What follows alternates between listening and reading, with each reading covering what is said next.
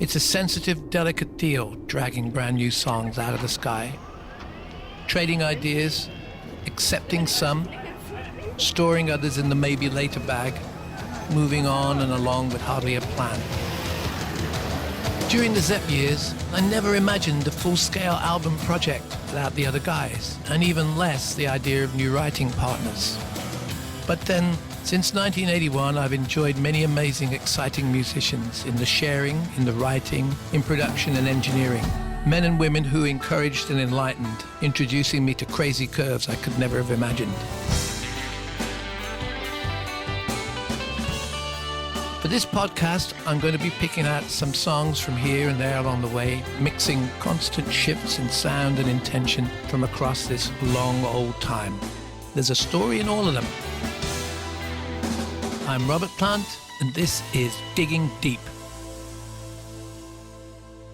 Welcome to episode 4 of season 4 of Digging Deep with Robert Plant. Once again, we're here to talk about a song from Robert's back catalogue and find out more about its creation and inspiration.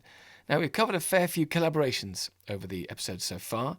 It's fair to say, despite his image as someone who performs, to use one of his own phrases, at the sharp end of a band, front and centre, collaboration has always been key to Robert's work. This episode is about a beautiful song by Scott Matthews called 12 Harps. And Robert's role here is very much about vocally complementing Scott.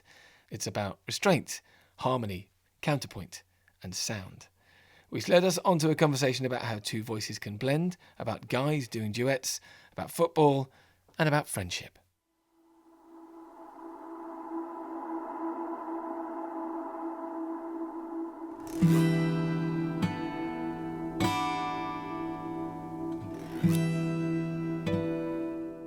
This week it's 12 Harps by Scott Matthews, who, like a lot of people, I heard about through Elusive, which is a beautiful song. Wolverhampton lad. Yeah. How can that be? I wanted to ask about your geographical similarities. Is the Midlands temperament particularly suited to a certain kind of musician? People are the product of where they come from, you know? If you were born in Manhattan, then you are going to play music and approach music differently than you would if you were born in Nashville or Coventry or well, Dudley, I think or eras have got a lot to do with it. Periods of time. Maybe, in a way, the mid to late 60s and early 70s were all about bluster and flurry from the baby boomers. But then round the corner comes Nick Drake, who, with Muff Winwood's string parts and stuff like that, ends up being, coming from the same place altogether. And then 30 years further on comes Scott from the same place as Noddy Holder. Because we're all influenced, we have time to gather influences. And when we were young, when I was 17, I cut my first record, came down to London and quaked when I walked into the recording studio because I was just singing as a 17-year-old who'd listened to what I'd listened to. So that became the blueprint of the way that I could actually make my way through the early parts of my singing. And as the influences grow, you change. So later on, 20, 30, 40 years later, the contemporary singers of the time can have a huge study because the availability later on of all these angles of beautiful music, which were kind of there in the 70s, but they were underground and the facility wasn't quite the same. There wasn't that much access to all these other sources of inspiration, I don't think. Yeah. But, Bert Jansch was recorded in 1966, 64, Davy Graham, all those people. Why didn't I gravitate towards them, I wonder? I did. I loved what they did. And Duffy Power, who came out of that school from Billy Fury and Vince Eager and all that. Duffy Power was the guy that became the blues singer. He jumped off the rock thing. And so people were making decisions along the way. They were, I suppose, smashing the atom and going out of the rock world into other things as they went along. But the fine art of subtlety and beauty wasn't quite as easily recognizable when you were 17, sleeping in the back of a van. This is it. I think the personality of those in the Midlands, as a Midlander myself, it's different. Yeah. In musicians, you meet musicians from the Midlands, and there's, even to this day, there's a self-deprecation, there's a quieter pride than you get from maybe places upper north. And there's, I don't know, it's I find to this day, it's bizarre, as you say, because all that information's out there now. It's all there. You can draw on from anything you want. But still, there are, and I'm generalising, there are parts of the UK where, you know... It never got there either. I don't know. And how wonderful that in the late 60s there were these compilation records where Columbia, CBS would put out a compilation album to give you an idea of what you might get. So there's 12 tracks by 12 different artists. The United States of America, Leonard Cohen, Skip Bifferty, whatever it would be. And you go, wow, which you would not get without John Peel. Yeah. Or Mike Raven, he was another Shropshire guy. His clothes hang tight on his lonely old frame. They protect his bones like the folds of a bat's wing cape. He talks to the wind, his breath spelling something she draws near. But the words hit the floor, and the one he adored never hears. There's 12 harps playing, and time breaks the waves she never hears.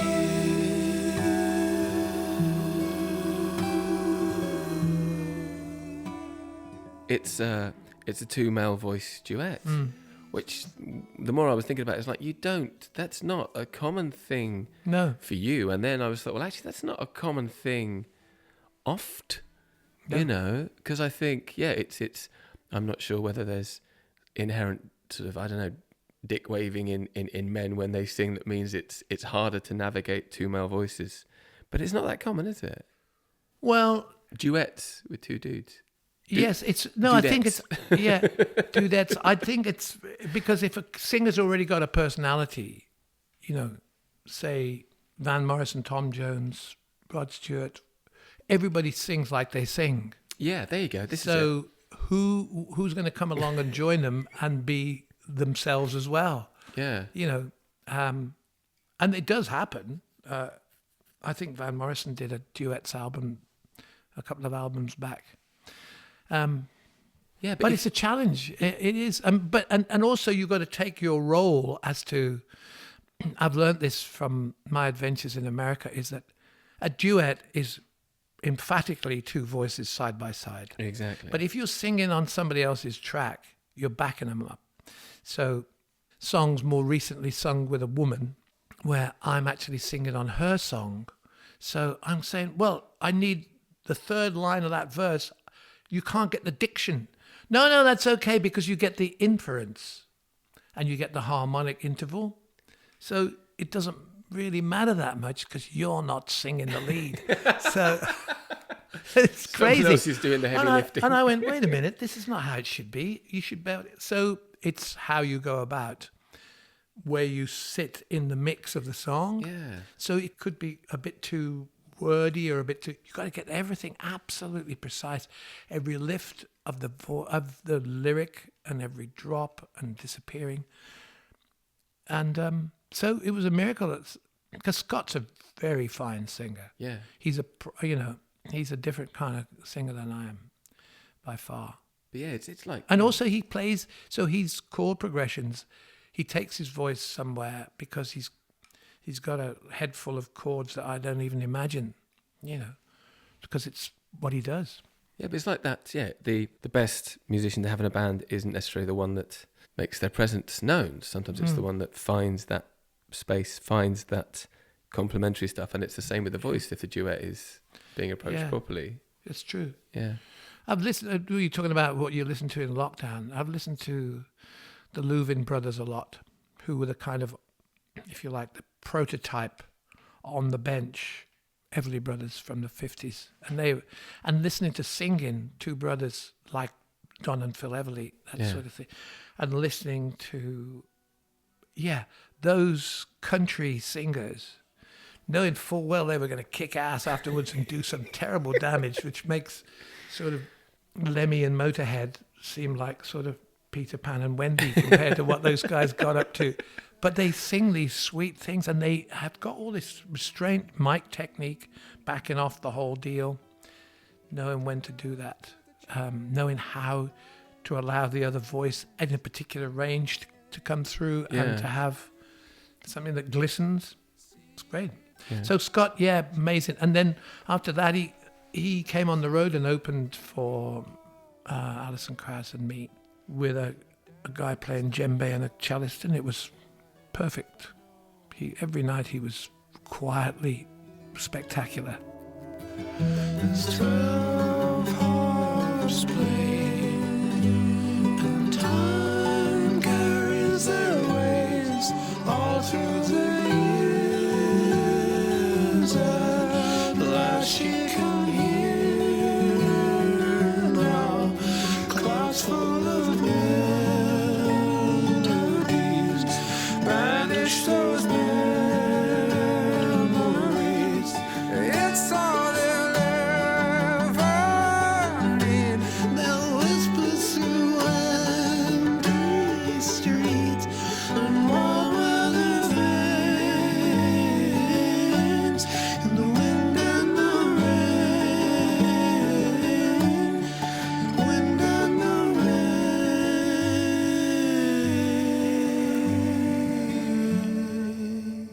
He's just such an enigmatic character. He's a friend, and he became a friend through music rather than just...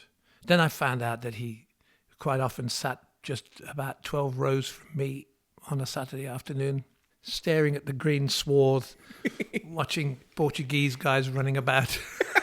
And so on one level we could communicate on the frustrations and the joys of our team, but then going to see him play was just such an experience.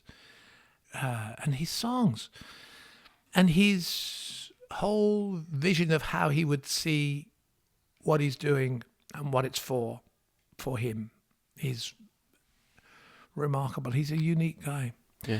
So I saw him, he came to me one day, and I didn't expect anything, but he said, would you come and sing this song with me? And I thought, wow, I listened to it. It's such a pretty song. And it has these key changes at the end, which is so classy. I don't know how I found my way around it.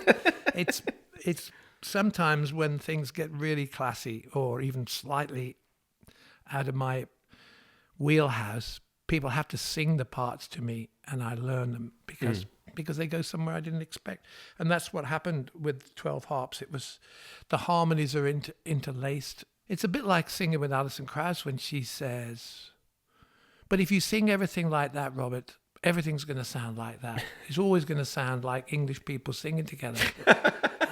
And so I say, well, what shall I do? And she sends me a tape showing me the parts I should sing. Because she said, it's about your voice and your personality. You're never going to hear these harmonic intervals coming from my history as a singer. I can sing a Robert Johnson song, or Howlin' Wolf, or I can try and go into Arthur Lee's personality as a singer, or something like that. But I can't do those twists and turns naturally.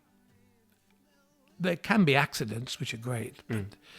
So it was quite an experience just to go to Gavin's studio there in Wolverhampton and to spend the best part of an hour and a half talking about Wolverhampton Wanderers. And then 5 minutes and then a little bit of singing, and then get in the car and go home.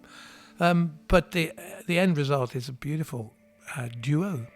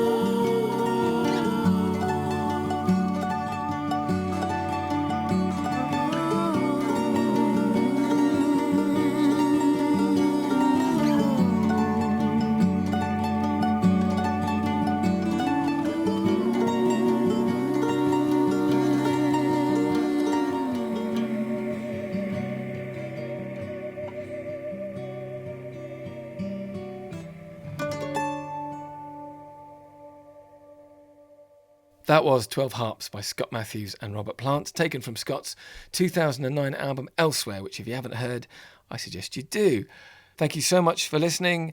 This season feels different, I think, to previous ones, in part down to the fact that we just emerged from lockdown when Robert and I spoke. But I think it's all the more interesting because of that. In fact, I think all the podcast seasons have been totally different. So, well, I think that's, I guess, the whole point. If you haven't subscribed yet, please do so you won't miss the next episode. And there's a whole world of music and stories from previous episodes to listen to as well. We'll be back next time when we're going to fire up the Afro-Celt sound system. Until then, I've been Matt Everett. Thank you so much for listening. This has been a Cup and Nuzzle production.